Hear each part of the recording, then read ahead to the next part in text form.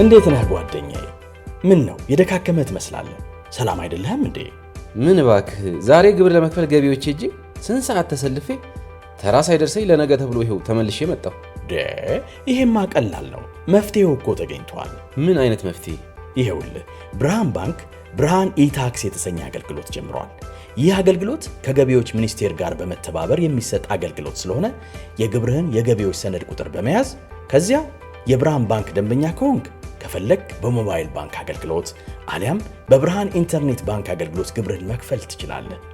የባንኩ ደንበኛ ካልሆንክ ደግሞ ወደ ቀረበ የብርሃን ባንክ ቅርንጫፍ ሄደህ ግብርህን መክፈል ነው። ዋው! ይሄማ ትልቅ የምስራች ነው። ቀኔን ነው ያበራኸው። አዎ፣ በብርሃን ባንክ ኢታክስ የግብር ክፍያ አገልግሎት ከረጃጅም ሰልፍ ድነው በፈለጉት ሰዓት በማንኛውም ቦታ ሆነው ግብርዎን መክፈል ይችላሉ። ብርሃን ኢታክስ ፈጣን የግብር መክፈያ አማራጭ። ብርሃን ባንክ፣ እንደ ስማችን ብርሃን ነው ስራችን። ተመልሰናል አድማጮቻችን። ፉትቦል ካፌን እያደመጣችሁ ነው። የቅዳሜውን የቻምፒየንስ ሊግ ፍጻሜ ጨዋታ በተመለከተ ስለ ጨዋታው ሳይሆን ስለ ጨዋታው በዩቲዩብ ቻናላችንም ላይ አንዳንድ ነጥቦችን ስላነሳንና ቀናትም ስለሆኑት በዝርዝር ፎረንሲክ የሆነ ጉዳይ ለማንሳት የዘገየ ነው። በእርግጥ የቻምፒየንስ ሊግ ፍጻሜ ስለሆነ እና ማግኒቲዩዱ በጣም ከፍ ያለ ስለሆነ ለብዙ ጊዜ ሊያነጋግር ይችላል። ፔዤ ለሁለተኛ ተከታታይ የውድድር ዘመን ይህንን የቻምፒየንስ ሊግ ዋንጫ ካሸነፈ በኋላ በ40 ዓመት ውስጥ ሶስተኛው ቡድን ብቻ ሆኗል በቻምፒየንስ ሊግ። ከ1992 ወዲህ ደግሞ ከሪያል ማድሪድ ቀጥሎ ከ2016-2018 ባለው ጊዜ ዚነዲን ዚዳን ያሰለጠናቸው 3 ተከታታይ ዓመታት ቻምፒየንስ ሊግ አሸንፈው ነበር። ስለዚህ በጣም ከባድ ነው ለተከታታይ ዓመታት ቻምፒየንስ ሊግን ማሳካት። በአርሰናል በኩል በተለይ እዚህ ሀገርም ብዙ አቴንሽን ስላለው አርሰናል ብዙ ደጋፊም ስላለው ብዙ ነቃፊም ስላለው አርሰናል በጨዋታው ላይ የተከተለው ስልትን አጫወትን በተመለከተ ከዚያ በኋላ ብዙ ዲስከሽን አለ እንደምታውቁት። በእንግሊዝም ሀገር ግን ተመሳሳይ ነው። የእንግሊዝ ቡድን ነው። ምንም እንኳ የአርሰናል ተጫዋቾች ከቻምፒየንስ ሊግ ሽንፈታቸው በኋላ በመለያ ምት ከተሸነፉ በኋላ በለንደን በአንዳንድ ግምቶች መሰረት ከ1 ሚሊዮን ሰው ከቤቱ ወጥቶ በአደባባይ የአርሰናልን ከ22 ዓመት በኋላ የተገኘን የፕሪሚየር ሊግ ድል አክብሯል። በጣም ስኬታማ የውድድር ዘመን ነው። የፕሪሚየር ሊግ አሸናፊ ናቸው። 2 የጥሎ ማለፍ ውድድሮች ላይ ለፍጻሜ ደርሰዋል። እንደምታውቁት በሊግ ካፕን ፍጻሜ ደርሰው ነበር። በቻምፒየንስ ሊግም ከ20 ዓመት በኋላ ፍጻሜ ደርሰዋል። የኤፍኤ ካፕ ላይ እስከ ሩብ ፍጻሜ ድረስ ተጉዞ ነበር። ስለዚህ በሁሉም ውድድሮች ብዙ ርቀት ተጉዟል። እዛ ጨዋታ ላይ የነበረውን የስታይል ጉዳይ በተመለከተ እኔ 2 ክርክሮች አሉ። አርሰናል ከዛ በተለየ ሁኔታ መጫወት ይችል ነበር ወይ ከፔዤ ጋር? አንዳንድ ሰዎች እንደሚሉት ፓሪስ ሳን ጀርማ በ20 ዓመት ውስጥ ምርጡ ኦፌንሲቭ ቡድን ወይም በ20 ዓመት ካየናቸው ምርጥ የማጥቃት ቡድኖች መካከል አንዱ ተደርጎ የሚጠቀስ ቡድኑ የሚጫወትበት መንገድ ብዙ የሚደነቅ ነው እና እንደው አርሰናል አሸንፎ ቢሆን ኖሮ ምን ነበር የሚባለው? መጨረሻ ላይ በመለያ ምት ነው አይደለም ጨዋታው የተጠናቀቀው። መለያ ምት ሎተሪ ብቻ አይደለም።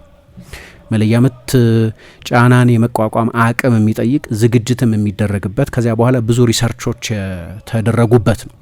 ስለዚህ እንደ ድሮ እድል ብቻ ነው ተብሎ ወደ ጎን የሚታው አይደለም። መለያ ምት ፍጹም ቅጣት ምትም ቢሆን ችሎታ ነው።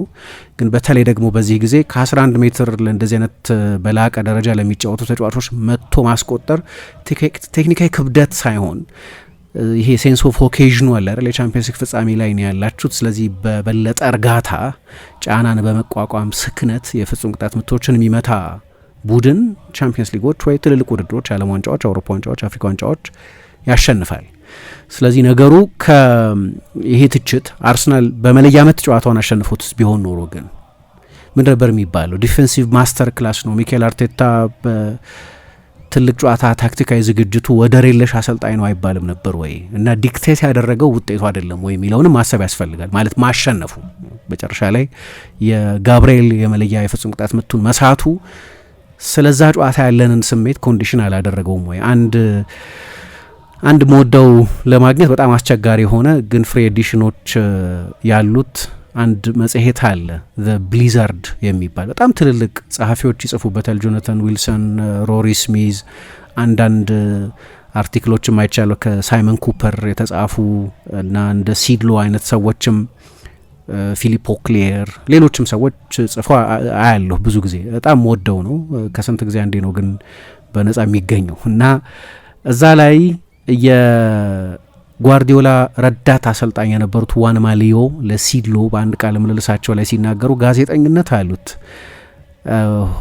ሁሉንም ነገር አናላይዝ የሚያደርገው በስኬት አንጻር ነው አሉ እና ሁልጊዜ ጋዜጠኝነት ያሸንፋል ብለው ተናገሩ። ምክንያቱም አናሊሲሱም ሪፖርቱም በስኬት መነጽር ብቻ ነው የሚታየው። ማንም ሰው ስለ ፕሮሰሱ አያወራም። የምናይበት ማንጻሪያ ሁሉ ውጤት ነው። ስለዚህ ሁልጊዜ በጨዋታዎች የሚያሸንፈው የእግር ኳስ ዘገባ ጋዜጠኝነትን ማለታቸው ነው በውጤት ፕሪዝም ብቻ ነው የሚታየው አሉ። አሁን እንዴት የተለየ ርዕስ ሊሰጠው ይችል እንደነበር መገመት እችላለሁ። አርሰናል ያንን ጨዋታ በመለያ የፍጹም ቅጣት ምት ታሸንፈው ቢሆን ኖሮ ያ የ24% ፖሴሽን ናሬቲቭ አሁን በሚነገርበት ድምጸት ላይነገር ይችል ነበር። እንደ አፕሮች አርሰናል የበለጠ ክፍት መሆን ይችል ነበር ወይ? ክፍት ሆኖ ለምሳሌ 10% ተጨማሪ የማጥቃት አጫዋት በጨዋታው ላይ ቢከተል ኖሮ እኔ ማጥቃት እግር ኳስ መወድ ሰው ነኝ።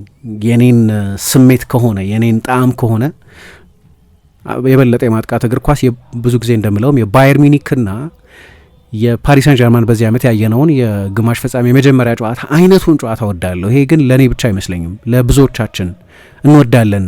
እንዲህ አይነት ብዙ ጎል የሚቆጠርበት የማጥቃት ትርኢት የሚታይበት የማጥቃት ተጫዋቾች የግል ተሰጧቸውን በከፍተኛው ደረጃ የሚያሳዩበትን እግር ኳስ እንወዳለን።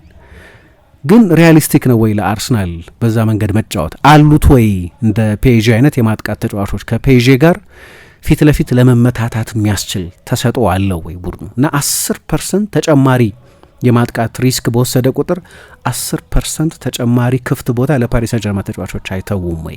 ባላንሱን የምትጠብቁት እንዴት ነው የሚለው በጣም ወሳኝ ነው። እና ፔዤ በክፍት ጨዋታ እዚህ ጨዋታ ላይ ጎል አላስቆጠርም። በፍጹም ቅጣት ምት ነው ጎል ያስቆጠረው እና ዳቪድ ራያንም ቢዚ አላደረጉትም። ኢንፋክት በመጀመሪያ አጋማሽ እንዲያውም አርሰናል 2 ጎል ለማስቆጠር ተቃርቦ ነበር። በካይ ሃቨርትዝ አማካይነት ለሊያንድሮ ትሮሳር አንድ ክሮስ ቡካዮ ሳካ ወደ ፍጹም ቅጣት ምት ሳጥን ልኮ ነበር። እንዲያውም የበለጠ ሌላ ጎል ለማስቆጠር ተቃርቦ የነበረው ሪሞትም ቢሆን ትልልቅ የጎል እድሎች ናቸው እንኳ ባይባል፣ ግን የምናወራው ስለ ንጽጽር ስለሆነ አርሰናል ተጨማሪ ጎል ለማስቆጠር ተቃርቦ ነበር። ፔዤ ብዙዎቹ ሙከራዎች ከፍጹም ቅጣት ምት ሳጥን ውጭ የተደረጉ የዴስፕሬሽን ሙከራዎች ናቸው የነበሩት። ከመከላከል አንጻር ካያችሁት በጣም የተዋጣለት መከላከል ነው። ግን ከማጥቃት አንጻር ከፊት የተሰለፉትን የአርሰናል ተጫዋቾች ከፔዤ ተጫዋቾች ጋር ብታነጻጽሯቸው የትኛው የአርሰናል ተጫዋች ነው የፔዤ መጀመሪያ አሰላለፍ ውስጥ መካተት የሚችለው? ፓሪስ ሰን ጀርማን እንደ ባርኮላ አይነት ተጫዋችም ከቤንች ማንሳቱን ማስታወስ ያስፈልጋል። ልክ ነው። አርሰናል ባለፈው የዝውውር ጊዜ ብዙ ተጫዋቾች ላይ ገንዘብ ኢንቨስት አድርጓል። 180 ሚሊዮን ፓውንዱ ለማጥቃት ተጫዋቾች የተከፈለ ነው። ነገር ግን እነዚህ የጥልቀት ተጫዋቾች ናቸው። ሳካን የሚያሳርፍ እንጂ ሳካን ቦታ የሚቀማ አይደለም። ኖኒ ማዱዌኬ ሃቨርትዝ ፊት ከሆነ ጊዮኬሬስ እያንዳንዱን ጨዋታ ስለመጀመር ዋስትና መስጠት ያስቸግራል። የኤዜ ጉዳይም በጣም ጥሩ ተጫዋች የነበረን ቢሆን ጥርጣሬ ነበሩ። ግራ ላይ ነው የሚጫወተው። ግራ ላይ 2 ተጫዋቾች አሉት አርሰናል። ከነዛ ተጫዋቾች ጋር መፎካከር አለበት፣ ከኦዴጋርድ ጋር መፎካከር አለበት። ኦፍኮርስ ጥሩ ፈራሚዎች ናቸው እና ለአርሰናል በዚህ የውድድር ዘመን የፕሪሚየር ሊግ ሻምፒዮን መሆን ትልቅ ድርሻ የነበራቸው ተጫዋቾች ናቸው። ነገር ግን የአርሰናልን የመጀመሪያ 11 የሚያሻሽሉ ተጫዋቾች ግን አልነበሩም። ለዛ ነው አመቱ ሙሉ ስለ ስኳድ ጥልቀት የምናነሳው። የስኳድ ጥልቀት ደግሞ የፕሪሚየር ሊግ ሻምፒዮን እንድትሆን ያደርጋቸዋል። ምክንያቱም የ38 ጨዋታ ማራቶን ነው የሊግ ሲዝን፣ የ9 ወር የ10 ወር ማራቶን ነው የአንድ የሊግ የውድድር ዘመን። ለዛ አግዟል። ለቻምፒየንስ ሊግ ፍጻሜም ደርሰዋል። ግን እንዲህ አይነት የአንድ ኦኬዥን ጨዋታዎች በግላቸው ጨዋታ መወሰን በሚችሉ ሚኬል አርቴታ እንደሚለው ደግሞ ኢንዲቪጁዋል አክሽን መፈጸም የሚችሉ ተጫዋቾች ያስፈልጉታል። ለዚህ ነው አሁን እንግዲህ ከዚህ በኋላ ባለው ጊዜ በሚቀጥለው የውድድር ዘመን ምናልባት አንዷን ተጨማሪ እርምጃ ለመራመድ ምናልባት ቻምፒየንስ ሊግን ለማሸነፍ የበለጠ እንደ ሁሊያን አልቫሬዝ አይነት ወይም ሞርጋን ሮጀርስ አይነት ተጫዋቾች የሚጠቀሱ ብዙ ሀሳቤ ላይ የሚመጣ ተጫዋች የለም። ለነገሩ ማርኬቱ ላይ በቃ መጥቶ የመጀመሪያውን 11 በከፍተኛ ሁኔታ ያሻሽላል ብላችሁ የምትገምቱት ደግሞ ተጨማሪ ተጫዋች አመጣችሁ ማለት ቻምፒየንስ ሊግ ለማሸነፍ ዋስትና ያላችሁ ማለት አይደለም። ሪያል ማድሪድ ይሻሻላል፣ ባርሰሎና ይሻሻላል፣ ሌሎቹም ቡድኖች ይሻሻላሉ። ፔዤ ተጨማሪ ገንዘብ ኢንቨስት የማድረግ ፖቴንሻል አለው። ከአርሰናል የበለጠ ከፍተኛ ደሞዝ የሚከፍል ነው። ከሉዊስ ኤንሪኬ መምጣት በኋላ ብቻ ከ850 ሚሊዮን ዩሮ በላይ ያወጣ ነው። ስለዚህ ከአርሰናል በላይ ገንዘብ ማውጣት የሚችሉ ክለቦች አሉ። አርሰናል የሚፈልጋቸውን ተጫዋቾች የሚፈልጉ ሌሎች ሀብታም ክለቦችም አሉ።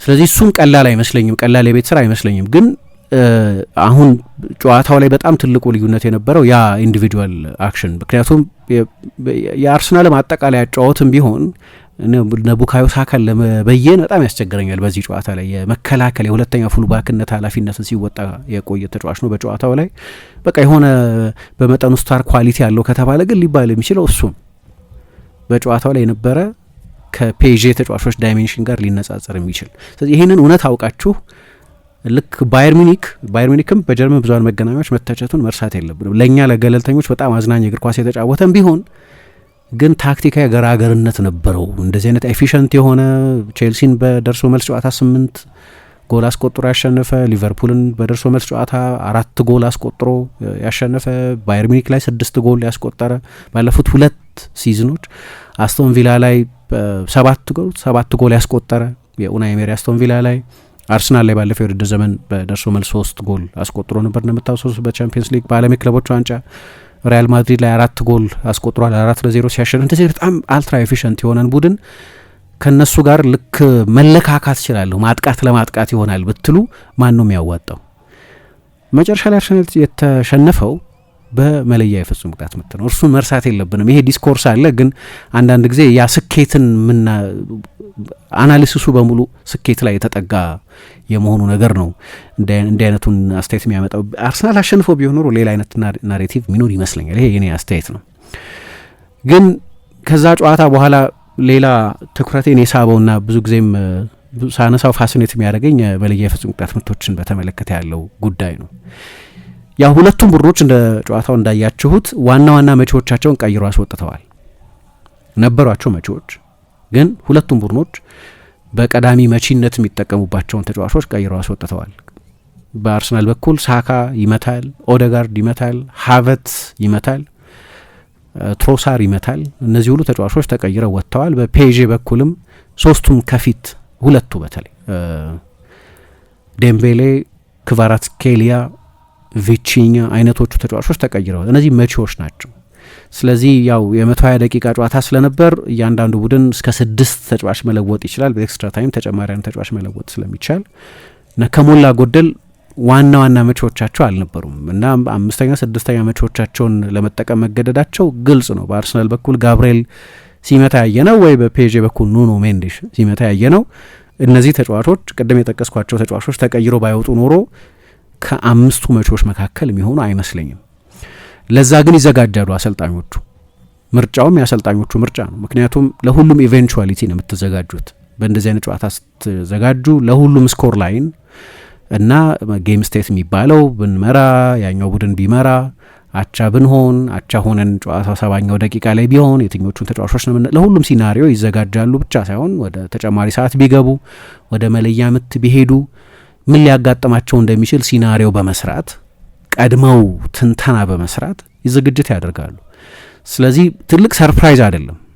ምክንያቱም የአንዳንዶቹ የአርሰናል ተጫዋቾች ፊትነስና የሲዝን የደቂቃ ሁኔታም በፔዤ በኩልም በተመሳሳይ ሁኔታ ጨዋታ ወደ 120 ደቂቃ ከሄደ ላይ ዘልቁ እንደሚችሉ ሁለቱም አሰልጣኞችና የሁለቱም አሰልጣኞች ረዳቶች ቅድመ ትንተና መስራታቸው አይቀርም። ይሄ የተለመደ ነው። በተለይ በሃይ ሌቭል እግር ኳስ እያንዳንዱ ጉዳይ በላቀ ዝርዝር ዝግጅት በሚደረግበት ፉትቦል ይሄ መሆኑ ማይቀር ነው።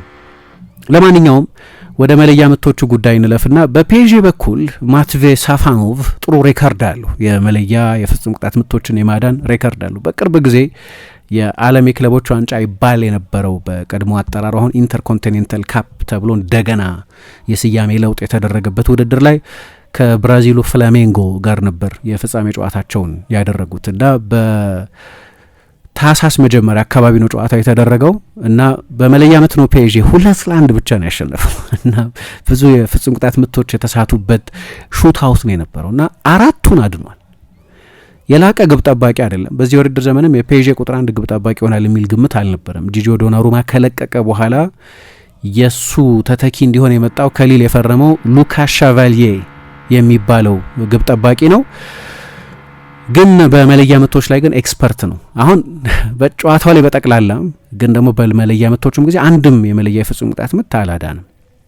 ነገር ግን ቡድኑን አሸናፊ አድርጎታል። እኔ የተወሰኑ ዲቴይሎች አሉት ይመስለኛል። በተለይ የኤቤሪች ኤዜን የፍጹም ቅጣት ምት በተመለከተ እዚህ ላይ ኤዜን በተመለከተ እኔ የተሳሳተ ቴክኒክ የተጠቀመ ነው የሚመስለኝ። በእንደዚህ አይነት ቴክኒክ ብዙ ተጫዋቾች ጎል ሲያስቆጥሩ አይተናል። ስኬታማ የሆኑ ተጫዋቾች ብሩኖ ፈርናንዴዝ ወይ ጆርጂኖ፣ በቅርብ ጊዜ ሮበርት ሌቫንዶቭስኪ ባለፉት 5-6 ዓመታት፣ አንዳንድ ጊዜም ሃሪ ኬን፣ ሌሎችም ተጫዋቾች ቪቺኛ በፔዤ በኩል የስቶፕ ስታርት ቴክኒክ የሚባለውን ይንደረደራሉ ተጫዋቾች። ከዚያ በኋላ ቆም ይላሉ። ግብ ጠባቂው ወደ አንደኛው የጎሉ ስፍራ ኮሚት እንዲያደርግ ያስገድዱታል፣ እንዲመርጥ ያስገድዱታል። ከወደቀበት በተቃራኒ መጥቶ ያስቆጥራሉ። ሊዮኔል ሜሲም አንዳንድ ጊዜ ይህንን ያደርጋል። ቴክኒኩ በኤዜ የተጀመረ አይደለም። በተለይ ኔይማር ደግሞ ከ2010 ወዲህ ብዙ ጊዜ ሲጠቀምበት አይተናል። ኔይማር ሁል ጊዜ አውቶማቲክ የፍጹም ቅጣት ምት መቺ አልነበረም። ቢሆን በተለይ በባርሴሎና በነበረበት ጊዜ ሜሲ ነበር። ግን ከሳንቶስ ተጫዋችነቱ ጀምሮ ይሄንን የስቶፕ ስታርት የፍጹም ቅጣት ምት ቴክኒክ ሲጠቀምበት አይተናል። ስለዚህ ኤዜ የመጀመሪያው ተጫዋች አይደለም። ግን በቅርብ ጊዜ የመጨረሻ የፍጹም ቅጣት ምቱን በሹታውት ካያችሁ አርሰናል የክሪስታል ፓላስ ተጫዋች በነበረበት ጊዜ ከሊቨርፑል ጋር የተደረገ ጨዋታ ነው። በኮሚኒቲ ሺልድ ጨዋታው 2-2 ነበር አይደል ያለቀው። ስለዚህ ወደ መለያ የፍጹም ቅጣት ምቶች ሄደ እና አሊሰን ቤከር አዳነበት። ይህንኑ ቴክኒክ ነበር የተጠቀመው። ግብ ጠባቂውን ተንደርድሮ ከመጣ በኋላ ለመጣል ወይም ጎልኪፐር ዲፔንደንት ቴክኒክ ነው የሚሉት። ልክ ግብ ጠባቂውን መሰረት ያደረገው አንዳንድ ተጫዋቾች ይወስናሉ። በቃ ግብ ጠባቂው ወደ የትኛው አቅጣጫ ይውደቅ፣ ወደ ቀኝ ነው መመታው ይላሉ፣ መሀል ላይ ነው መመታው ይላሉ፣ ግራ ላይ ነው መመታው ይላሉ፣ ፓኔንካ ነው ይላሉ፣ በቀኝ በኩል ዝቅ አድርጌ መሬት አሲዤ ሊሉ ይችላሉ፣ ከፍ አድርጌ ልመታው ይችላለሁ ብለው ይወስናሉ። ብቻ አሁን የግብ ጠባቂውን ሁኔታ ከግምት የሚያስገባ አይደለም። ይህ አሁን የጠቀስኩት ቅድም ያነሳዋቸው ተጫዋቾች በቅርብ ጊዜ ሲመቱት ያየንበት ቴክኒክ ግን ግብ ጠባቂውን ማዕከል ያደረገ ነው። ግብ ጠባቂው ከሚወድቅበት አቅጣጫ በተቃራኒ ለመምታት የሚደረግ ግብ ጠባቂውን ማዕከል ያደረገ ነው። ማትቬ ሳፋኖቭ አላዳ ነው ሙከራውን፣ ግን አልወደቅም። ኤዜን ግራ ያጋባ ወደ ጭንቀት የወሰደውና እንዲህ አይነት ኢላማውን የሳተ ሙከራ ወይም የፍጹም ቅጣት ምት እንዲመታ ያደረገው የማትቬ ሳፋኖቭ ሪሰርችድ የሚመስለኝ የተጠና የሚመስለኝ። ምክንያቱም ኤዜ የመጨረሻው የፍጹም ቅጣት ምቱ ያ ጨዋታ ነው። ምንም ጥያቄ የለውም። ካታሎጎቹን ያያቸዋል። ምን አይነት ዝንባሌ አዝማሚያ ነው ያለው ፍጹም ቅጣት ምቶችን በሚመታበት ጊዜ ምንድነው ሊያደርግ የሚሞክረው? ያ ቃል ግብ ጠባቂው የግብ ጠባቂ አሰልጣኙ የፔዤ ዴታ ቡድን በሙሉ ያጠናል። ይሄን ቢያስቆጥሮ ኖሮ እንደዚህ አንልም ይሆናል። ልክ ነው። ግን ቢያስቆጥሮ ኖሮ ግብ ጠባቂው አልወደቀም። አይታችሁት እንደሆነ ወደ አንደኛው አቅጣጫ አልወደቀም እና ላለመውደቅ ወስኖ፣ ምክንያቱም ኤዜ እንደዛ እንደሚመታ ያውቃል። ሌሎቹን ካያችሁ ወድቋል። ኢንክሉዲንግ የጋብርኤል ላይ ወድቋል። ጋብርኤልም በመጠኑ የስቶፕ ስታር ቴክኒክ ነው የተጠቀመው።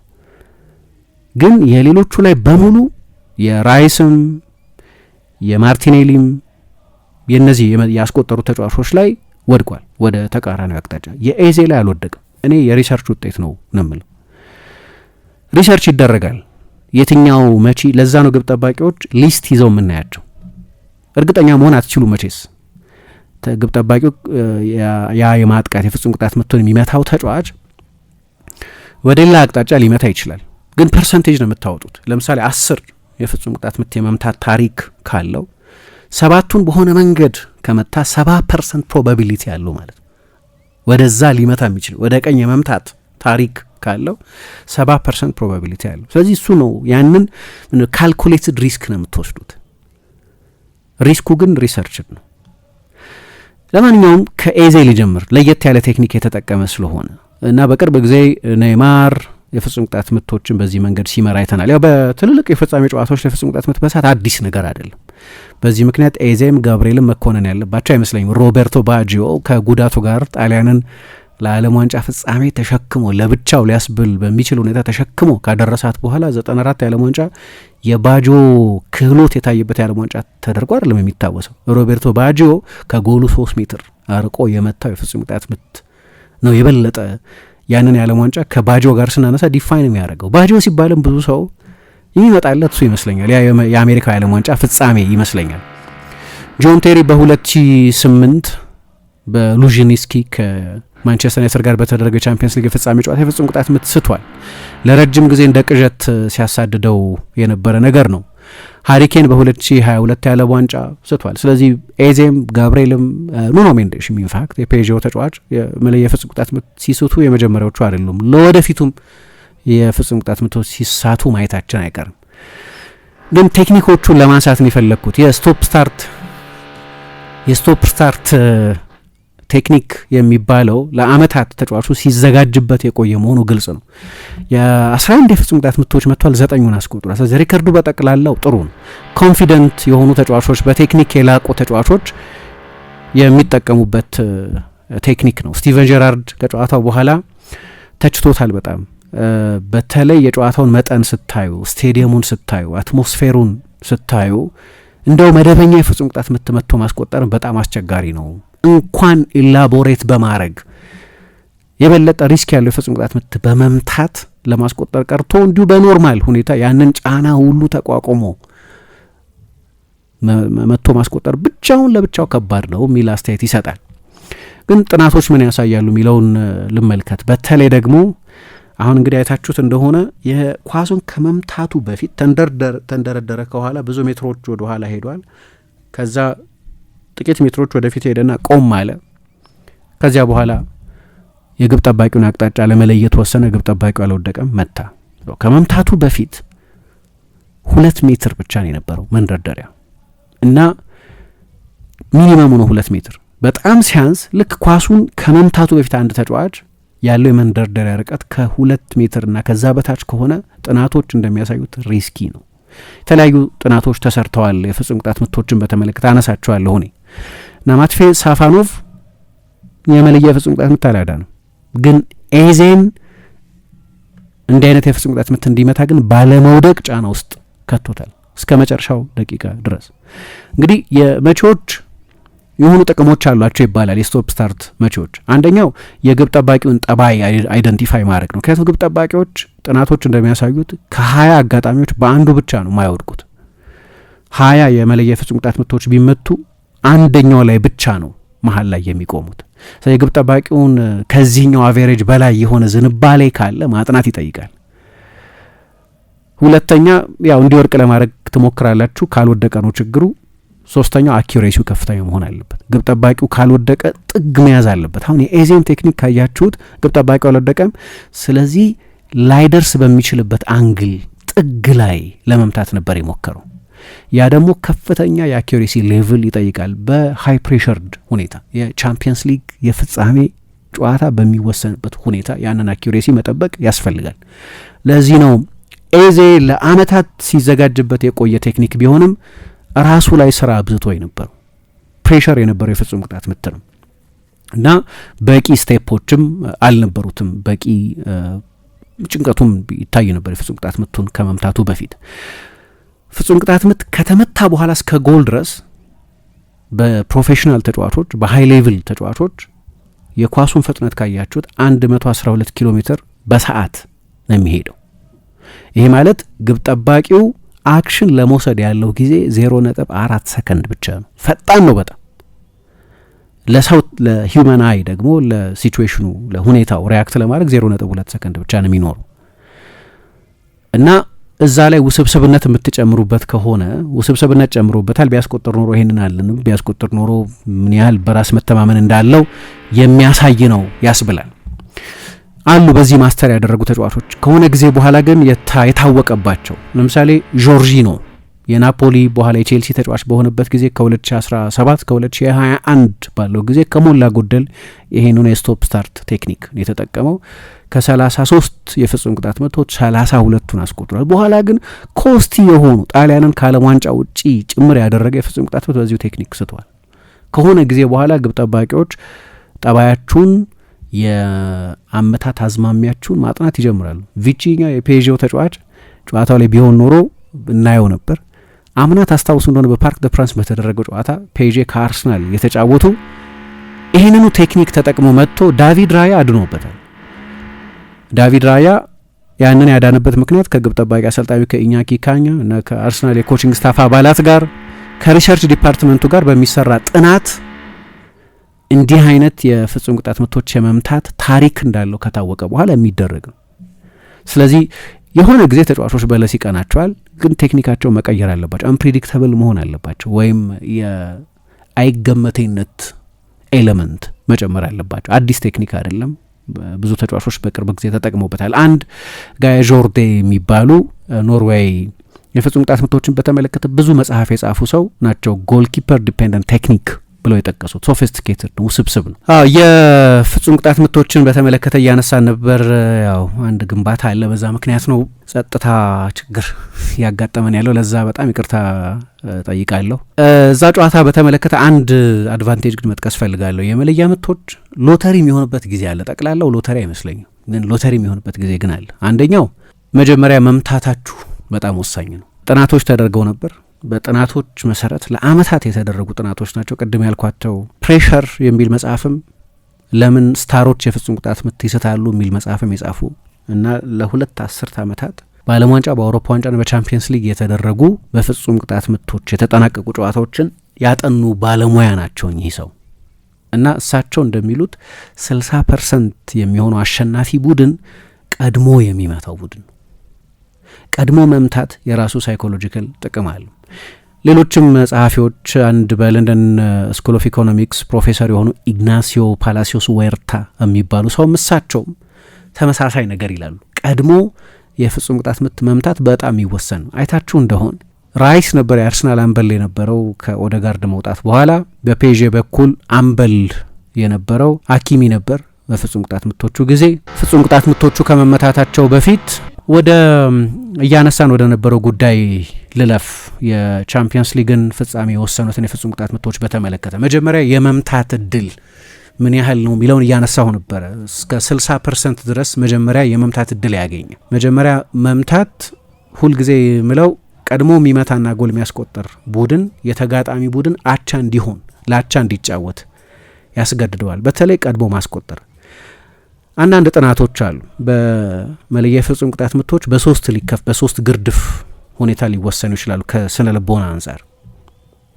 አንደኛው የፍጹም ቅጣት ምት አይነት ኢንኮንስኮንሻል የሚባለው። ለምሳሌ ኢንኮንስኮንሻል የሚባል የመለያ ምት የለም፣ ውጤት የሌለው የመለያ ምት የለም። አንደኛና አምስተኛ ብቻ አይደሉም ወሳኝ የፍጹም ቅጣት ምቶች፣ ሁሉም ወሳኝ ነው። ግን ለምሳሌ ሁለተኛው የፍጹም ቅጣት ምት የሚመታ ተጫዋች ያንን የፍጹም ቅጣት ምት ቢስት ኤሊሚኔሽን እንዳልሆነ ያውቃል። ሁለቱም ቡድኖች ተጨማሪ 3 የፍጹም ቅጣት ምቶች ቢያንስ ይመታሉ ማለት ነው። ስለዚህ ማስቆጠር አለበት፣ ለቡድኑ አድቫንቴጅ መስጠት አለበት። ግን የእሱ የፍጹም ቅጣት ምት መሳት ውጤት ወዲያው የሚታይ አይደለም። የጋብርኤልና የኤዜ አንድ አይደለም። ለምሳሌ ጋብርኤል ኤዜ ከሳተ በኋላ እኮ የፍጹም ቅጣት ምቱን ኑኖ ሜንዴሽ የመታውን ራያ አዳ ነው። ስለዚህ የመጣፋት እድል አለው።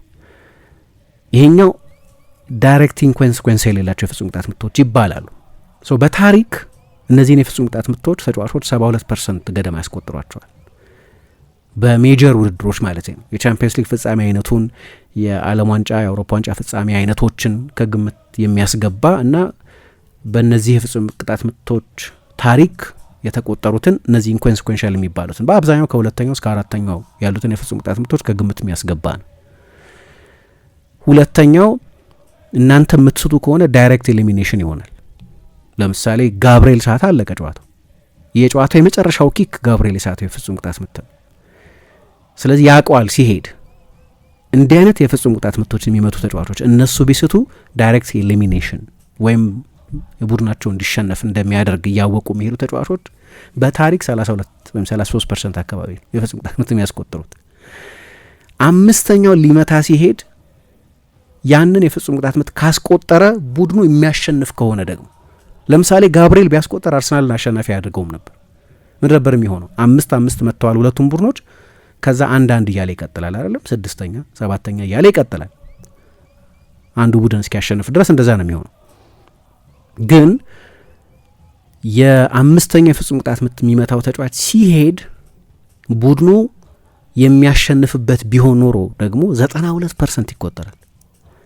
በቀጥታ ከማይንድ ሴት ጋር የሚገናኝ እንደሆነ የምታዩት በዚህ ያንን የፍጹም ቅጣት ምት በመሳቱ ምክንያት ቡድኑ የሚሸነፍ ከሆነ 32-33% አካባቢ ነው። ያንን የፍጹም ቅጣት ምት በመምታቱ ምክንያት ቡድን የሚያሸንፍ ከሆነ 92% አካባቢ ገደማ የማስቆጠር ታሪካዊ ሬከርድ አለ። መሀል ላይ ያሉትን የሚመታ ደግሞ ከሆነ በፕሬሸር ንጽጽር ረገብ ያለ ጫና ያለባቸው ፍጹም ቅጣት ምቶች የሚባሉት ናቸው ከሁለተኛ እስከ አራተኛ ያሉት።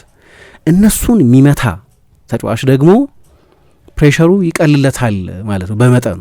እና ይሄ ታሪካዊ ጥናት እንዴት የተጫዋቾችን ስኪል ጫና እንደሚወስነው ያሳያቸዋል። ስለ ጋብርኤል ላንሳ መጀመሪያ። የዜን ከቴክኒኩ አንጻር ነው ያየሁት። ቴክኒኩ በተለይ ራሱ በቅርብ ጊዜም ከኒውካስል ጋር በነበረ ጨዋታ የክሪስታል ፓላስ ተጫዋች እያለ ቅድም እንዳነሳሁት ከሊቨርፑል ጋር ሌላ አንድም ጨዋታ ሲሰጥ አይቼዋለሁ። ለነገሩ ይህንኑ ተመሳሳይ ቴክኒክ ተጠቅሞ ከሆነ ጊዜ በኋላ ሩቲናችሁ የሚሆን ከሆነ ግብ ጠባቂዎች ያጠኑታል እና መጨረሻ ላይ ይለዩባቸዋል ነገሩን። ያ ነው ችግር የሚሆን። ኤዜ እንደዚህ አይነት ሁኔታን የተፈጠረበት አንድ ቅድም ያነሳዋቸው ጆርዴ የሚባሉ ሰው ስለ ታይሚንግ ይናገራሉ። ቅድም እንዳነሳሁት ይሄ ኢንስታንት ኤሊሚኔሽን፣ ኢንስታንት ቪክትሪ እንዲህ ያሉ ነገሮችን አሁን ጋብርኤል የዛኛው ምድብ ላይ ነው የሚካተተው ማለት ነው። እሱ የመታው የፍጹም ቅጣት ምት ኢንስታንት ኤሊሚኔሽን ሊያስከትል የሚችል መሆኑን እያሰበ ነው የሚሄደው። ምክንያቱም ፔዤ ከ5 4ቱን አስቆጥሯል። እሱ በመታበት ጊዜ ፓሪስ ሳን ጀርማ አርሰናልን 4-3 እየመራ ነው እና የሄደ ያለው 4-4 ለማድረግ ለአቻነት ነው። ከሳተው ግን ኢንስታንት ኤሊሚኔሽን ወዲያው ከውድድር ውጭ የመውጣት አደጋ አለ፣ ወይም የመሸነፍ ቻምፒየንስ ሊግ ፋይናል ነው። ስለዚህ የመሸነፍ ነው የሚሆነው። እንደዛ በሚሆንበት ጊዜ 32-33% ገደማ ይሆናል ማለት ምን ያህል ተጫዋቾቹ ላይ ጫና እንዳለ ያሳያል። ኢንስታንት ቪክትሪ ሲሆን ነው ወደ 92% ከፍ ነው። የ3 እጥፍ እኮ ነው፣ በጣም ከፍተኛ ነው። በእርግጥ የተለያዩ ጥናቶች ላይ የተለያዩ ቁጥሮችን ታገኛላችሁ። የሚወስዷቸው ሳምፕሎች የውድድር አይነትም ይወስኗል። ቻምፒየንስ ሊግን ብቻ ከግምት ያስገባ ጥናት የሰሩ ሰዎች አሉ። የዓለም ዋንጫን ብቻ ከግምት ያስገባ ጥናት የሰሩ አሉ። ስለዚህ ዝም ብላችሁ ስታዩት አይ ያው ነው ከ11 ሜትር ነው የሚመታው፣ ግን ማይንድሴታችን አንድ አይደለም። ሁኔታው የተጫዋቾችን ስነልቦና ዲክቴት ያደርገዋል። ዳንኤል ካህናምና አሞስ ታቬርስኪ የሚባሉ 2 ሪሰርቸሮችም ሲናገሩ ሌሎች ምሳሌዎችን ይጠቅሳሉ። ለምሳሌ አንድ የሆነ ሰው 100 ብር ከሚያገኝና 100 ብር ከሚያጣ የትኛው ነው የበለጠ የስሜት ጥልቀት ያለው ይላሉ። አንድ ሰው 100 ብር ከሚያገኝ በማግኘት ከሚያገኘው ደስታ 100 ብር ሲያጣ ያለው ሀዘን የበለጠ ጥልቅ ነው ይላል። የማጣት ማለት ነው፣ የማጣት ስጋት የሚወልደው ነው። አሁን ጋብርኤልም ምናልባት የኪሳራ ነው እንጂ የጌን አይደለም። አሁን ፕራክቲካል ጌን አልነበረውም አርሰናል ያንን የፍጹም ቅጣት ምት ቢያስቆጠር ኖሮ። እንዴት ጥሩ ላብራራው እንደምችል አላውቅም፣ ግን ኤሊሚኔሽን በመስጋት ከውድድር ከመሸነፍ ለመስጋት እየሄደ የበለጠ ፕሬዘንት የሆነ የበለጠ የሚያሰጋ ስለሆነ ለማስቆጠር ከሆነ የምትሄዱት ለግሎሪ ለድል ነው የምትሄዱት። ያኛውን ግን ላለማጣት ነው የምትሄዱት። ልክ እንደ ቢዝነስ ድርድር ማለት ነው። ለምሳሌ የቢዝነስ ድርድሮች ላይ መጥፎ ውሳኔ የሚወሰነው ሰዎች ኪሳራ ለማስቀረት በሚሞክርበት ጊዜ ነው ይባላል። ላለመክሰር ያለ ጭንቀት አለ አይደለም። ትርፍ ለማግኘት ካለ ድርድር የቢዝነስ ድርድር ይልቅ ላለመክሰር የሚደረግ ድርድር የበለጠ አክሳሪ ይሆናል። የበለጠ የሚያሰጋ ስለሆነ የበለጠ የሚያሳጣ ስለሆነ በሕክምናም ለምሳሌ አንድ ሰው መድኃኒት በሚሰጠው ጊዜ ይሄኛው የአንተን የሰርቫይቫል ሬት ከፍ ያደርገዋል ብላችሁ ስትሰጡትና የሞርታሊቲ ሬቱን በተመለከተ የመሞት እድል ይሄን ያህል ነው ብላችሁ በፐርሰንት ስታስቀምጡለት፣ የመትረፍ እድል ይሄ ነው ብላችሁ በፐርሰንት ስታስቀምጡለት መድኃኒቱን ኮንሱም የሚያደርግበት እምነት የተለያየ ሳይኮሎጂካል ነው ነገሩ። እሱ ነው ለማንሳት የሞከርኩት። አንዳንድ ጊዜ ደግሞ የፍጹም ቅጣት ምት እንዴት በሰዎች አእምሮ ላይ በተለይ በትልልቅ ውድድሮች ላይ እንዴት አይነት ጨዋታ እንደሚጫወቱ የምታውቁት፣ አንዳንዶቹ ረሽ ያደርጋሉ የፍጹም ቅጣት ምት ከመመታቱ በፊት። አሁን የቻምፒየንስ ሊግን የፍጻሜ ጨዋታ መነሻ ያደረግኩት እንጂ ያው በቅርብ ጊዜ ዓለም ዋንጫ እየመጣ ነው። ባለፈው የአውሮፓ ዋንጫ አይተናል። ቻምፒየንስ ሊግ ከ10 ዓመት በኋላ በፍጹም ቅጣት ምት የተወሰነው እና እናያለን። አንዳንድ ጊዜ ኤሊት ተጫዋቾች በኢሞሽናል ስትረስ ምክንያት ለመገላገል በመፈለግ ምክንያት ተሯሮጦ የሚመቱ ተጫዋቾች አሉ። ስቲቨን ጀራርዳው መጽሐፉ ላይ ጽፎታል። ሆራሲዮ ኤሊዞንዶ የ2006ቱን የዓለም ዋንጫ ፍጻሜ የዳኙት ዚዳንን በቀይ ያስወጡት አርጀንቲና አርቢትር እንግሊዝ ከፖርቱጋል ጋር ያደረጉትን የዓለም ዋንጫ የሩብ ፍጻሜ ጨዋታ የዳኙት እሳቸው ናቸው እና ዘገዩበት። ጀራርድ ራሱ ኦቶባዮግራፊው ላይ ጽፎታል። እኔ ዝግጁ ነኝ እኮ ለምንድነው ያስመታኝ ያልኩ በቃ ይጣደፍብኝ ነበር አለ። ስሜቱ ቶሎ መጥቶ የመገላገል ፍላጎት ስለነበረው ማለት ነው። ይሄ ደግሞ የታይም ፕሬሸር ይባላል። ለምሳሌ ሰርጅኖች፣ የቀዶ ሕክምና ባለሙያዎች ያላቸው ጊዜ በጣም ውስን ነው ተብሎ ሲነገራቸው ቴክኒክ ስህተት የመስራት አጋጣሚዎች ይሰፋል። ፓይለቶች ቶሎ አክት የማድረግ ግዴታ ካለባቸው እነሱም እንደዚሁ የተሳሳተ ውሳኔ የመወሰን አጋጣሚዎች ይሰፋል። በተመሳሳይ የፍጹም ቅጣት ምት የሚመታ ተጫዋች ጊዜው በጣም አጭር በሆነበት ቁጥር የፍጹም ቅጣት ምት ቴክኒካዊ ስህተት ይሰራል። ጄራርድ ስቷል የፍጹም ቅጣት ምት እና የስነ ልቦና ጉዳይ ነው። በጠቅላላ የፍጹም ቅጣት ምት ጉዳይ ከ11 ሜትር መጥቶ የማስቆጠር ጉዳይ አይደለም። the weight was killing me ይላል ጄራርድ በመጽሐፉ ላይ። በቃ ጠበቃው የገደለኝ ነበር እና ለምንድን ነው የፊሽካውን ድምጽ ማያሰማው? ለምንድን ነው ያቆየኝ? ለምንድን ነው ተጨማሪ ሰከንድ የሚወስደው?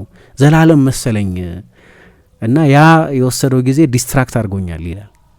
እና የፍጹም ቅጣት ምት በጠቅላላው ከአእምሮ ጋር የሚገናኝ ነው እንዳልኩት መጽሐፉም ላይ እንዲህ አይነት ነገር ጽፏል። እና ጋብርኤል ደግሞ አይታችሁት እንደሆነ እንደ ኤዚ አይነት ጊዜ አይደለም የወሰደው። አንደኛ ናቹራል መቼ እንዳልሆነ ያስታውቃል። ያው ተጫዋቾች የሚመከሯቸው ነገሮች አሉ፣ በደንብ ተንፍሱ ይባላሉ። ምክንያቱም በዛ ጊዜ አተነፋፈስ ይጨምራል፣ የልብ ምት ይጨምራል፣ ወደ ብለድ ስትሪም የሚገባው የኮሌስትሮል መጠን ይጨምራል፣ እይታ ብለር ይሆናል ይባላል፣ ትውስታ ይጨፈግጋል፣ እግር ይንቀጠቀጣል፣ የሰው ኮግኒቲቭ ቅልጥፍና የሚባለው ይቀንሳል። እነዚህ ሁሉ ነገሮች ፍጹም ቅጣት ምት ሲመታ የበለጠ የአእምሮ ጉዳይ ያደርጉታል። ጄራርድም ሲናገር የአርሰናል ተጫዋቾች ፊት ላይ ከመመታት በፊት ያየነው ነርቨስነስም እነዚህ ሁሉ ነገሮች ችግር የሚያመጡ ናቸው። ከዛ ውጪ የፍጹም ቅጣት ምት ሲመታ ሌላ ሪሰርች ነው ማነሳው፣ ተጫዋቾች በየትኛው በኩል ቢመቱ ግን ይመከራል። አሁን ይሄ ሪሰርች ነው። በድጋሚ አንድ ፓላሲዮስ ዌርታ የሚባሉት ቅድም የጠቀስኳቸው የለንደን የኢኮኖሚክስ ትምህርት ቤት ፕሮፌሰር የሆኑት ሰው በዚህ ጉዳይ ላይ ጥናት አድርገዋል እና ለምሳሌ እሳቸው የሚሉት አንድ ተጫዋች የቀኝ እግር ተጫዋች ከሆነ ወደ 344 የፍጹም ቅጣት ምቶችን አጥንተው ነው እዚህ ድምዳሜ ላይ የደረሱት። ናቹራል ሳይድ ይባላል። ለምሳሌ የቀኝ እግር ተጫዋች በጎሉ ፊት ለፊቱ በስተግራው ነው የሚሆነው አይደለም፣ ለሱ ትይዩ የሚሆነው በዚያ በኩል የሚመታ ከሆነ ለናቹራል ፉትድ ለሆነ ተጫዋች፣ ሌፍት ፉትድ ለሆነ፣ ራይት ፉትድ ለሆነ ተጫዋች፣ የቀኝ እግር የግራ እግር ለሚባል ተጫዋች ለምሳሌ የቀኝ እግር ተጫዋች ወደ ጎሉ በሱ ወደ ጎሉ ግራ ነው የሚመታው ማለት ነው አይደለም። ናቹራል የሚሆነው እሱ ነው። የግራ እግር ተጫዋች ወደ ጎሉ ቀኝ በኩል ነው መምታት ያለበት። አሁን በቀደም ሶስቱን የፍጹም ቅጣት ምቶች የሳቱት ተጫዋቾች በተቃራኒው በኩል ነው የመቱት። ለምሳሌ ጋብርኤል በጎሉ በግራ በኩል ነው የመታው፣ የግራ እግር መቺ ነው ሳተው። ኑኖ ሜንዴሽ የግራ እግር ተጫዋች ነው፣ በጎሉ በግራ በኩል ነው የመታው፣ ራያ ዳነበት። ኤዜ የቀኝ እግር ተጫዋች ነው፣ በጎሉ በስተቀኝ በኩል ነው የመታው፣ ሳተ። የቀኝ እግር ተጫዋች ነው፣ በናቹራል ቦታው አይደለም የመታው። አሁን በናቹራል ቦታቸው ለሚመቱ ተጫዋቾች 95% የኮንቨርዥን ሰክሰስ ሬት አላቸው። ኮምፕሊኬት የማያደርጉ ተጫዋቾች ማለት ነው። በተቃራኒው የሚመቱ ተጫዋቾች 92%፣ 3 ፐርሰንቴጅ ፖይንት ነው፣ ግን ወሳኝ ፖይንት ነው። በጣም ሰፊ ላይ መስል ይችላል፣ ግን ደግሞ በተለይ ግብ ጠባቂው በሚወስንበት ጊዜ አሁን ይሄ ግብ ጠባቂውን ከግምት ያስገባ አይደለም። ግብ ጠባቂው ለምሳሌ ጋብርኤል መታ፣ በጎሉ በስተግራ በኩል ነው የመታው አይደል እና ግብ ጠባቂው ወድቋል። እንደዛ በሚሆንበት ጊዜ 58% ብቻ የማስቆጠር እድል ነው የሚኖረው። ይሄ 344 የፍጹም ቅጣት ምቶችን በቻምፒየንስ ሊግ፣ በአውሮፓ ዋንጫና በዓለም ዋንጫ ከግምት በማስገባት የተሰራ ሪሰርች ነው። ግብ ጠባቂው አቅጣጫ በሚለይበት ጊዜ ነው። ይሄ ግን ግብ ጠባቂው አቅጣጫ በማይለይበት ጊዜ ፐርሰንቱ ከዚህም በላይ ከፍ ይላል፣ ቅድም እንደጠቀስኩት አይነት። ስለዚህ ብዙ ዝርዝር ጉዳዮች እንዳሉት የሚያሳይ ነው። ለምን ትልልቅ ተጫዋቾች የፍጹም ቅጣት ምቶች ይሰጣሉ የሚለውን በተመለከተ ጋይ ጆርዴት ወይን ሱፐርስታርስ ፍሎፕ የሚል መጽሐፍ አላቸው እና ይሄን ቅድም እንዳነሳሁት ትልልቅ ውድድሮችን ከግምት በማስገባት የተሰራ ጥናት ነው። ለምሳሌ እዛው ተመሳሳይ ጊዜ ላይ ወይም ከዛ በፊት የባሎን ዶር ወይም የፊፋ የዓመቱ ኮከብ ተጫዋች ተብሎ የተመረጠ ተጫዋች በእነዚህ ትልልቅ ቶርናመንቶች በዓለም ዋንጫ፣ በአውሮፓ ዋንጫና በቻምፒየንስ ሊግ 65% የማስቆጠር ታሪክ ነው ያለው። የፍጹም ቅጣት ምት አቬሬጅ የሚባለው ከ78% ከ80% ነው አይደለም። ስለዚህ ብዙ ይቆጠራል። ከዛ ከአቬሬጁ በ15% ያነሰ ነው የሚያስቆጥረው። የባሎን ዶር ወይም የዓለም ኮከብ ተጫዋች ተብሎ በፊፋ የመመረጥ ታሪክ ያለው ተጫዋች የፍጹም ቅጣት ምቱ በተመታበት ጊዜ ያኔ ኦልሬዲ ያንን የግል ሽልማት ያሳካ ሰው ከሆነ ማለት ነው።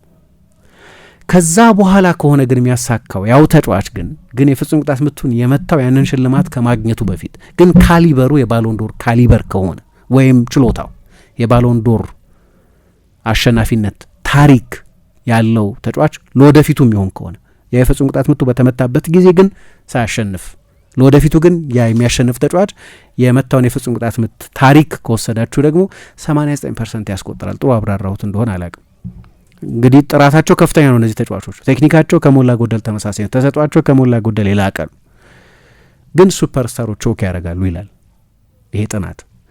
2 ቲዎሪዎች አሉ።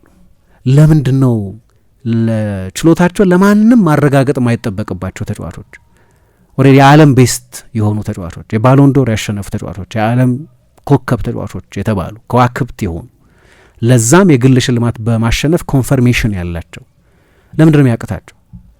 2 ቲዎሪዎች አሉ።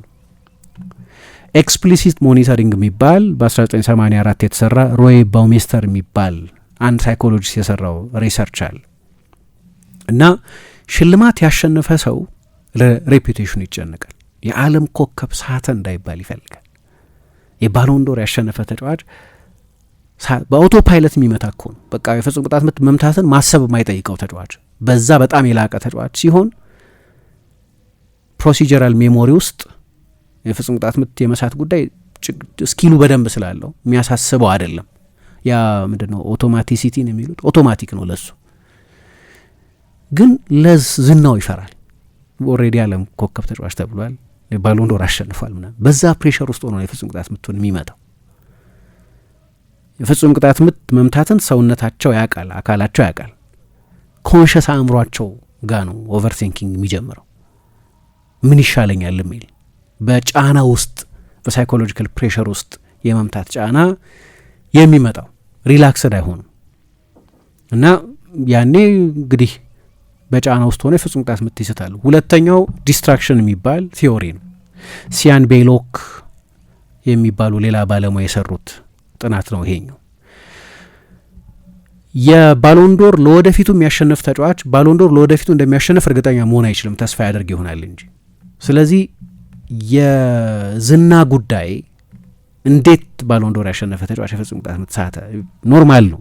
ማራዶና ስቷል፣ ፔሌ ስቷል፣ ሮናልዶ ስቷል፣ ሜሲ ስቷል፣ ትልልቅ ተጫዋቾች ስተዋል። ግን ኮንስኮንስ ያሳስባቸዋል።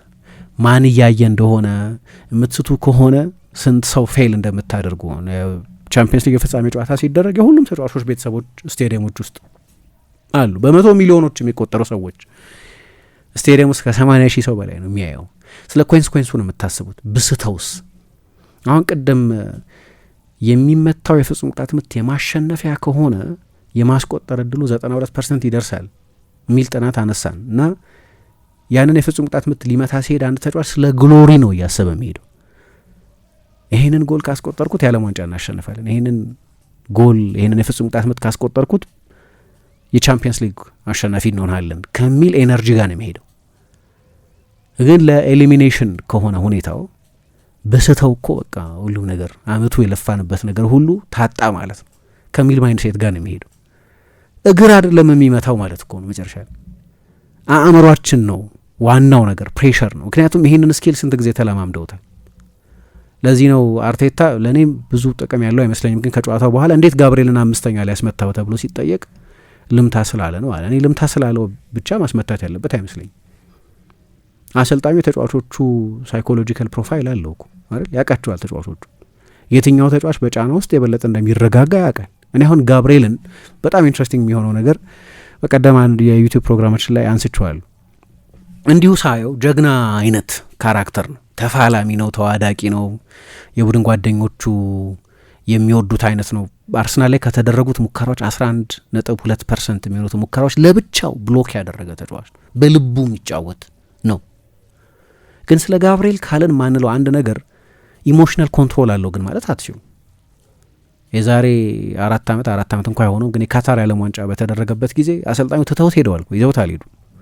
ይዘውት ያልሄዱበት ምክንያትን ቲም ቪከር የሚባል አንድ ጋዜጠኛ ሲናገር ምን አለ? ኢሞሽናል ኢምፕሎዥን አለው፣ ስኩን አይደለም ነው። በእርግጥ አሁን ተተውት ሊሄዱት አይችሉም። ደረጃው በጣም ከፍተኛ ከዓለም ቤስት ተከላካዮች መካከል አንደኛው ነው። ልል የፈለግኩት ግን በጣም የሰከነው ተጫዋች ተደርጎ የሚታይ አይደለም። የመታው የፍጹም ቅጣት ምት ደግሞ የመጨረሻው ፕሬሸር ያለበት የፍጹም ቅጣት ምት ነው። ይህንን ተጫዋቹ ልምታ ብሎ እጁን ቢያነሳም ልምምድ ሜዳ ላይ ተዘጋጅተነዋል አለ። አሁን የልምምድ ሜዳ ላይ መዘጋጀት ጉዳይ ሁሌ አከራካሪ ነው። ለምሳሌ ዲዲዬ ዴሾ እኔ 20 ዓመት እኮ ተጫዋች አለዋል፣ ከዛ 20 ዓመት አሰልጥኛል። ልምምድ ሜዳ ላይ ምንም ብትዘጋጁ በኢንጌም ሲቹዌሽን ልትዘጋጁ አትችሉም። ልምምድ ሜዳ ላይ ማን አለ? በቃ ማንም የለም፣ ተመልካች የለም፣ ሚዲያ የለም፣ ካሜራ የለም፣ አለማያይም። ልምምድ ሜዳ ነው። በቃ ሳይኮሎጂ የልምምድ ሜዳ ሳይኮሎጂ ነው። የጨዋታ ግን ቴክኒክ አይደለም ተጫዋቾቹ የሚለማመዱት እና አንዳንዶቹ ዝም ብሎ ጊዜ ማጥፋት ነው ብሎ የሚያምኑ አሉ። ኦፍኮርስ ትለማመዳላችሁ፣ ግን ያንን ስነ ልቦና የጫናውን ግን ልትለማመዱት አትችሉ። ምክንያቱም ልምምድ የምትሰሩት በኢንጌም ሲቹዌሽን አይደለም። አርቴታ ያንን ለማድረግ እኮ ሞክሮ አይታችሁት እንደሆነ የፕሪሲዝን ጨዋታዎችን አይታችኋል። አርሰናል ቢሸነፍም ቢያሸንፍም ከተጋጣሚ ቡድን አሰልጣኝ ጋር ይመካከርና በመለያ ምትንጨርሰው ይባባል። በኤምሬትስ ካፕ አላያችሁም? ባለፈው በክረምት ወደ አሜሪካም ሄደው ከማንቸስተር ዩናይትድ ጋር የዛሬ 2 ዓመት ሲጫወቱ ከቴንሃግ ጋር ተነጋግሮ አድርጎታል። እንደዚህ አሁን እዛ 80 ሺህ በሜት ላይፍ ስቴዲየም 90 ሺህ ተመልካች ምናምን አለ። ይሻላል፣ በልምምድ ሜዳ ላይ ከሚደረገው ይሻላል። ሰው ባለበት ሪሌቲቭ ፕሬሸር ባለበት፣ ሪሌቲቭ ነው ግን አንጻራዊ ነው። ስለዚህ እንደዛ ለማድረግ ሲሞክር አይተን እናውቃለን። አሁን ይሄ ምናልባት ጥናቶቹን ከግምት ያስገባ ሊሆን ይችላል እና ፕሬሸር ምንም ጥያቄ የለውም። እና ጋብርኤል ሲመረጥ ኦኬ ጥሩ ምርጫ አልመሰለኝም ሳየው። እኔ ብቻ ግን አይመስለኝም እንደዛ የተሰማኝ። ጋብርኤል መሆኑን ያዩ የአርሰናል ደጋፊዎች አሁን አሉ በቴክኒክ ዙቢሜንዲ አለ። እኔ እንዲያውም ራያ ቢመታ ይሻላል እላለሁ። ግብ ጠባቂው ዳቪድ ራያ አንደኛ በጣም የተረጋጋ ነው፣ አይታችሁት እንደሆነ እንዲያውም ጨዋታው ላይ ካለቀ በኋላ እንደዛ ሲያለቅስ ሳየው በጣም ነው የተገረምኩት። ኢሞሽናል ኮንትሮል ያለው ስለሆነ ከሁሉም የአርሰናል ተጫዋቾች የበለጠ አዝኖ በቃ እንደዛ ሲንሰቀሰቅ የታየው እሱ ነው።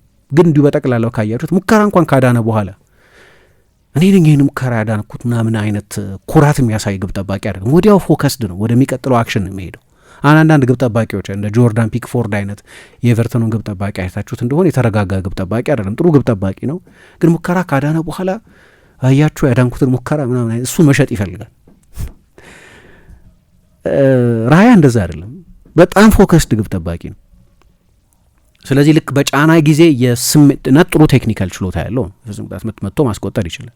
እሱ መምታት ነበረበት እያልኩ አይደለም፣ ግን ከጋብርኤል ለምሳሌ እኔ እንዳልኩት የሜንታል እርጋታ የሚፈልግ ስለሆነ ስለ ጫናዎች አነሳሁት። ታሪክ ምንድን ነው የሚለን፣ ሪሰርቾች፣ ጥናቶች ምንድን ነው የሚሉት የሚለውን ለማንሳት የፈለግኩት ለዚህ እኔ እንዲያውም የበለጠ ሉሲድ የሚመስለኝ የበለጠ የተረጋጋ እንደዚህ አይነት ሁኔታ የሚመስለኝ ሳሊባ ነው። እንደ ተከላካይ መምታትም ካለበት ሳሊባ ብዙ ጊዜ ምን እላለሁ እኔ በረዶና እሳት ናቸው ሁለቱ። ሳሊባ የበለጠ ካልኩሌተር ነው፣ የበለጠ ፖዚሽናል ነው። ከተጋጣሚ ቡድን አጥቂ ጋር ሲላፋ አታዩትም። የበለጠ ጨዋታ አንባቢ ነው፣ ትክክለኛ ፖዚሽን ላይ የሚገኝ ነው። ይሄ ሴረብራል የሚባል ተጫዋች። ጋብርኤል በልቡ ነው የሚጫወተው። ሸርተት ይወርዳል፣ ብሎክ ያደርጋል፣ ከተጋጣሚ አጥቂ ጋር ይተናነቃል፣ ፊዚካሊ ዶሚኔት ሊያደርጋቸው ይሞክራል ነው። ይሄኛው እሳትነት የሚጠይቅ ነው። ያኛው እርጋታ፣ ንባብ፣ በረዶነትን የሚጠይቅ ነው። ሺዝሌን ሀመር ይሉታል። እንደዚህ የዛ አይነት ቅይጥ ነው እና የቴክኒክ ብቻ ጉዳይ ካልሆነ የአእምሮ ጉዳይ ነው የሚሆነው። ስለዚህ ቤስት ፕሮፋይል የሆነ ተጫዋች ማን ነው የሚለውን መምረጥ ያስፈልጋል እና እሱ ልምታ ስላለ ነው ልምምድ ሜዳ ላይ መጥቶ አስቆጠር። ልምምድ ሜዳ ላይ መጥቶ ማስቆጠር ቅድም እንዳልኩ ልምምድ ሜዳ ላይ የምትዘጋጁበት አይመስለኝም። ለዛ ለቻምፒየንስ ሊግ ፋይናል ለቡዳፔስት ፑሽካሽ አሬና ተጫዋቾችን በአእምሮ ማዘጋጀት የምትችሉ አይመስለኝም። በመርፌ ቀዳዳ ኳስ ማሾለክ የሚችሉ ከ50 ሜትር ኢንች ፐርፌክት ኳስ ክሮስ ማድረግ የሚችሉ ተጫዋቾች እኮ ናቸው ፍጹም ቅጣት ምት ከ11 ሜትር መጥተው ማስቆጠር የሚያቅታቸው። የቴክኒክ ጉዳይ ሊሆን አይችልም። ቴክኒኩ አይሰራበትም እያልኩ አይደለም፣ ችሎታ አይደለም እያልኩ አይደለም። ግን ለእነዚህ ተጫዋቾች ብዙ ከባድ አይመስለኝም።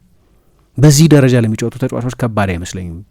አእምሮ ነው ዋናው ነገር፣ ዝግጅቱ ነው። የን ስሌማን ለምሳሌ አንድ ያነሳሁት ከዚህ በፊትም የን ስሌማን የድሮ የአርሰናል እና የቦሩሲያ ዶርትሙንድ የሻልካ ሚላን ግብ ጠባቂ 2006 የዓለም ዋንጫ ላይ የየርገን ክሊንስማን የጀርመን ብሔራዊ ቡድን ለዓለም ዋንጫ ግማሽ ፍጻሜ በደረሰ ጊዜ የዚያ ቡድን ግብ ጠባቂ ነበር። ከኦሊቨር ካን ጋር በጣም ድራማዊ የሆነ የቁጥር አንድነት ፉክክር ነበራቸው። መጨረሻ ላይ ሌማን አሸነፈ ያንን ፉክክር እና ከአርጀንቲና ጋር በነበረው ጨዋታ በኦሊምፒክ ስቴዲየም በበርሊን አርጀንቲና በሆሴ ፔከርማን ተሰለጥን ነበር። ጨዋታው 1-1 አለቀና ወደ መለያ የምትሄዱ ሁለቱም ቡድኖች 5-5 ነው የሚመቱት። 1-1 ነው ጨዋታው ያለቀው እና ራንደም ይመስላል። እድለኛ የሆነው ቡድን ያሸንፋል ነው የምትሉት። እድል ብቻ እንዳልሆነ የምታውቁት ግን የጀርመን ብሔራዊ ቡድን የግብ ጠባቂዎች አሰልጣኝ አንድሪያስ ኮፕከ የ13,000 የፍጹም ቅጣት ምቶች ዴታቤዝ አለው፣ አጥንቷል 13,000ዎች። ከዛ የአርጀንቲና ተጫዋቾች በአብዛኛው ወዴት ነው የሚመቱት የሚለውን በኖት ፓድ ውሃው ላይ በኋላ ጻፈው። እንዲያውም የንስሌማን የውሃ ፕላስቲክ ጠርሙሱ ላይ እና ምንድን ነው የሆነው? ሪኬልሜ ከፍ አድርጎ ወደ ግራ፣ ክሬስፖ ወደ ኋላ ብዙ ይንደረደራል፣ ከዛ ወደ ቀኝ ይመታል። አጠር ብሎ ከሆነ ግን የሚንደረደረው ወይም ርቀቱ የሚንደረደርበት ርቀት ግን አጠር ያለ ከሆነ ወደ ግራ ይመታል። ኤንዘ ጋብርኤል ኤንዘ አሁን የአርሰናል የሚኬል አርቴታ ረዳት ነው። እሱ ደግሞ ዝቅ አድርጎ በግራ በኩል። ሮቤርቶ አያላ በጣም ረጅም ጊዜ ይቆያል፣ ጊዜ ይወስዳል፣ ከዛ ይንደረደራል፣ ወደ ግራ ይመታል። ሜሲ አልመታም አልነበረም ጨዋታው ላይ፣ በግራ በኩል ይመታል። አይማር ረጅም ጊዜ ከቆየ በኋላ ወደ ግራ ይመታል። ማክሲ ሮድሪጌዝ ወደ ግራ። ጥናቱ እንደዛ ነው እና እዛ ላይ የሆነ ተጫዋች ስም የለም። የሁሊዮ ክሩዝን ዴታቤዝ ማግኘት አልቻለም። እንዴት እንዳላገኙት አላውቅም። የኢንተር እኮ አጥቂ ነበር ሁሊዮ ክሩዝ፣ ግን አልነበራቸውም እና የኢስቴባን ካምቢያሶም አልነበራቸውም። ከዛ ክሩዝ ሲመጣ ሌማን የለውም እኮ ግን ዝም ብሎ ወረቀቱ ላይ ጠርሙሱ ላይ አየና ኦኬ የቱ ጋር እንደሚመታ አውቃለሁ እንደሚል አይነት ሰው ግንባሩን ሲነቀንቅ አየ ነው እና አውቆ ነው። አሁን ይሄ የአእምሮ ጨዋታ ነው፣ ሊያውቅ አይችልም የሁሊዮ ክሩዝን። ሁሊዮ ክሩዝ ላይ ግን አውቅብሃለሁ የሚል መልእክት ለማስተላለፍ ሲፈልግ ነው ያንን ያደረገው። የአእምሮ ጨዋታ። ኤሚሊያኖ ማርቲኔዝ እንደዛ ነው አይደለም? ለአርጀንቲና ያለፉትን ሁለቱን ዋንጫዎች በተለይ የ2021ን ኮፓ አሜሪካና የ2022ን የዓለም ዋንጫ እኮ ያሸነፈው በፍጹም ቅጣት ምቶች የናኒገን። መጀመሪያ ለምሳሌ ስልክ ሳጥኑ ሲገባ ወደ ውጭ ይመተዋል ኳሱን አውቆ፣ ከሳጥኑ ውጭ ያደርገዋል፣ ራቅ ያደርገዋል። ኦቶሪቲውን ለማሳየት ወደ እኔ ቀጠና ነው የመጣሁ እሺ ለማለት። ሳጥኑ የኔ ዞን ነው ስልጣን ለማሳየት። ዝም ብላችሁ ስታዩት እንትን ይመስላል፣ እነሱ ኤሎኮ የሚሉት አይደለ? ሾጥ የሚያደርገው ሰው እንደዛ ነገር ይመስላል የሚያደርገው ነገር ምናምን፣ ግን እያንዳንዱ ነገር አስልቶ ነው የሚያደርገው። እና የእነ ካማቪንጋን እነ ሸዋሜኒን ያደረጋቸው እንደዚሁ ነው። ኳሱን መጀመሪያ አውቆ ወደ ራሱ አንስተው እንዲያመጡት ማለት ነው ተጫዋቾቹ ወደ እኔ ዞን። አሁን ይሄ ያላችሁ የአእምሮ ጉዳይ ስለሆነ ይሄ የእኔ ቤት ነው እንግዶች ናችሁ እናንተ የሚል የአእምሮ ጨዋታ ለመጫወት ሲል ነው ያንን ያደረገው። ያኔ ኦሊቨር ካንም ማነው የንስሌማንም ሁሊዮ ክሩዝ ሲመጣ የቱ ጋር እንደሚመታ ምንም የዴታ ማስረጃ የለውም። ሌሎቹን ቅድም ባልኩት ከታሪካቸው በመውሰድ ፐርሰንቴጅ እያስቀመጣችሁ ማለት ነው። ለምሳሌ አንድ የቻምፒየንስ ሊግ የ2024 የሩብ ፍጻሜ ጨዋታ ላይ በጣም ፋሲኔት የሚያደርገኝ አንድ ታሪክ ነበር። ያኔ ማንስቼዋለሁ። ማንቸስተር ሲቲ እና ሪያል ማድሪድ በተጫወቱበት ጊዜ ቤርናርዶ ሲልቫ መሀል ላይ ነው የመጣው፣ መሀል ለመሀል እንደ ፓኔንካ ነገር ማለት ነው። እና የሪያል ማድሪዱ ተጠባባቂ ግብ ጠባቂ ነው፣ ኮርቷ ተጎርቶ ስለነበር ግን ከሉዊስ ሎኝስ የሚባሉት የሪያል ማድሪድ የግብ ጠባቂ አሰልጣኝ 3 ብቻ አገኙ የቤርናርዶ ሲልቫን የፍጹም ቅጣት ምት የመምታት ታሪክ። ወደ ኋላ ሄደው ሳዩ 3 ጊዜ ብቻ እና ሶስቱን ደግሞ በተለያየ ቦታ ነው የመታቸው። አንዴ በግራ፣ አንዴ በቀኝ፣ አንዴ መሀል ላይ። ወደ አንደኛው አቅጣጫ የመምታት ፕሮባቢሊቲ ስንት ይሆናል ማለት 33.3% ነው የሚሆን። ወደ አንዱ ልታዘሙ አትችሉ። ለምሳሌ 5 መጥቶ 3 ወደ ቀኝ የመምታት ታሪክ ካለው ፐርሰንቴጁ ከፍ ይልላችኋል። ስለዚህ ግብ ጠባቂውን ኦኬ በአብዛኛው ወደዛ ስለሆነ የሚመታው ወደ ቀኝ ውደቅ ልትሉ ትችላላችሁ። ቤርናርዶን ግን ወደ አንዱ ማድላት አትችሉም። 3 ነው የመታው፣ 3ቱን በተለያየ አቅጣጫ ነው የመታው። ግን ከ5ቱ የመለያ የፍጹም ቅጣት ምቶች በአንደኛው ላይ ግን መሀል ላይ መቆም አለበት ብለውት ነበር። የተጠቀሟት ማስረጃ ከኬፓ ያገኟት ማስረጃ ነች። ኬፓ አሪዛባላጋ አንድሬ ሉኒን ነው ግብ ጠባቂው፣ ግን ኬፓ ያኔም የሪያል ማድሪድ ግብ ጠባቂ ነበር። 2019 የሊግ ካፕ የፍጻሜ ጨዋታ ሲደረግ ቤርናርዶ ሲልቫ አንደኛውን መሀል ላይ የመታውን እሱ ነበር ያዳነው። እኔ እኮ አድኜበታለሁ መሀል ላይ ስለዚህ ቁማ በቃ በርናርዶ ሲመታ መሀል ላይ ቁም አሉት። መሀል ላይ ቆመ ማለት ከተጫዋቹ ታሪክ በመነሳት ማለት ነው 33.3% የፍጹም ቅጣት ምቱን የማዳን ፕሮባቢሊቲ ይኖረዋል። በዛ ፕሮባቢሊቲ ነው ቆመ ማለትና በርናርዶ መሀል ላይ መጣ እንደገመቱት ማለት ነው። እና በዛች ነው መጨረሻ ላይ ሪያል ማድሪድ ሲቲን ጥሎ ያለፈው። መጨረሻ ላይም ቻምፒየንስ ሊግ የወሰደው። ከፍተኛ ጥናት ነው የሚደረገው። እኔ ሳፋኖቭ በደንብ እንዳጠናው እርግጠኛ ነኝ። ኤዜን ያንን የስቶፕ ስታርት ጎልኪፐር ዲፔንደንት ቴክኒክ እንደሚጠቀም ግልጽ ነበር። የጋብርኤል ላይኖረው ይችላል ካታሎግ። ጋብርኤል ሲመታ ብዙ የምናየው ተጫዋች አይደለም። የኤዜ ግን እንደዛ ነው። ከዛ አትውደቅ ተብሎ ተነግሮታል። በሌሎቹ ላይ ያንን አላደረገም። ማርቲኔሊ ወይም ራይስ ሲመቱ ያንን አላደረገም። ኤዜ ላይ ነው ያንን ያደረገው። ወይ ሶስቱ የአርሰናል መቼዎች ላይ ያንን አላደረገም። ሶስቱ የአርሰናል መቼዎች እንዲህ አይነት ቴክኒክ የመጠቀም ታሪክ የላቸውም። ኤዜ ላይ ግን አለመውደቅ። ራያ አምና ኤግዛክትሊ ይህን ነው ቪቺኛ ላይ ያደረገው በቻምፒየንስ ሊግ ግማሽ ፍጻሜ። መጨረሻ ላይ ፔዥ አሸንፎ አልፏል። ግን በዛ ቴክኒክ ነው ሌሎችም ተጫዋቾች ያድኑበት አይቻቃል። እና የሳይኮሎጂ ጉዳይ ነው። ኤስቴባን ካምቢያሶ እዛ የ2006 የዓለም ዋንጫ ላይ ሌላ ሌማን ሪሰርች ወይም ዴታ በአንድሪያስ ኮብካ አማካኝነት ፊድ ያልተደረገበት ተጫዋች የነበሩት ውሊዮ ክሩዝ ብቻ አልነበረም። ግን ካምቢያሶ ከልማድ የማዕዘን ምት ሲመታ የሚጠቀመው ቴክኒክ አይቼው የኳሱን ስር ነው የሚመታው። እንዴት እንደሚመታው ገምጬ አዳንኩት ይላል። እንግዲህ ይሄ ራሱን ማስተዋል የሚያሳይ ነው። ታሪክ ይጫወታል ይባላል። እንደምታውቁት ጀርመኖች በዚህ በጣም ፌመስ ናቸው። የመለያ የፍጹም ቅጣት ምቶችን በማሸነፍ በጣም ፌመስ ናቸው። ታሪክ ጨዋታ ይጫወታል። እንግዲህ አሁን ትልልቅ ከዓለም ዋንጫ ፍጻሜዎች 3ቱ በመለያ የፍጹም ቅጣት ምት ወይም 30% የተወሰኑት በመለያ የፍጹም ቅጣት ምቶች። ብራዚል 1994 ጣሊያን ስታሸንፍ፣ ጣሊያን ራሷ ፈረንሳይ 2006 ላይ ስታሸንፍ፣ 2022 ላይ ደግሞ አርጀንቲና ፈረንሳይ ስታሸንፍ። ሁሉንም ጥናት ማድረግ ያስፈልጋል። የድሮ ታሪክ ኢንፍሉዌንስ ያደርገዋል የሚባለው ለዚህ ነው። ፕሬሸር ፍሮም ዘ ፓስት ይላል አንደኛው የጋየር ጆርዲት ፕሬሸር የሚለው መጽሐፍ ላይ። የድሮ ታሪክ ለምሳሌ እንግሊዞች የፍጹም ቅጣት ምት ከመምታታቸው በፊት የሚያስቡት ጋሬ ሳውዝጌት የፍጹም ቅጣት ምት ስቶ እንደነበር፣ ክሪስ ዋድል የፍጹም ቅጣት ምት ስቶ እንደነበር፣ ዴቪድ ባት የፍጹም ቅጣት ምት ስቶ እንደነበር፣ ዴቪድ ቤካም የፍጹም ቅጣት ምት ስቶ እንደነበር ነው ብዙ የሚነገረው። በዚህ ድለቢስነታቸው ነው የሚተው። ፈረንሳይም እንደዛ ነው። በነገራችን ላይ 50% ብቻ ነው ያሸነፈችው ፈረንሳይ በአውሮፓ ዋንጫና በዓለም ዋንጫ የመለያ ምቶች 50% ብቻ ነው። ታሪክ ይጫወታል ማለት። አሁን የጀርመን ተጫዋቾች 93% ያስቆጥራሉ ይባላል።